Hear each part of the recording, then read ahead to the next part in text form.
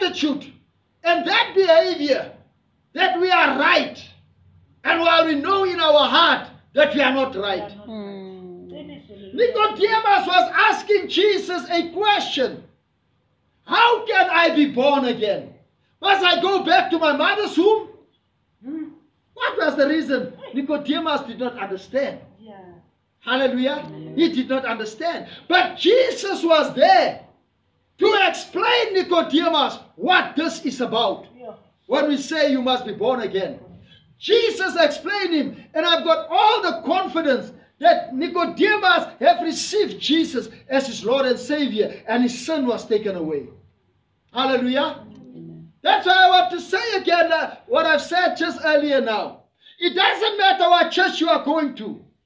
It doesn't matter how many people you are that come together. Sometimes people think when there's 3 people coming together that there's no God there. God has said where 2 or 3 come together in my name, I'm there in their midst.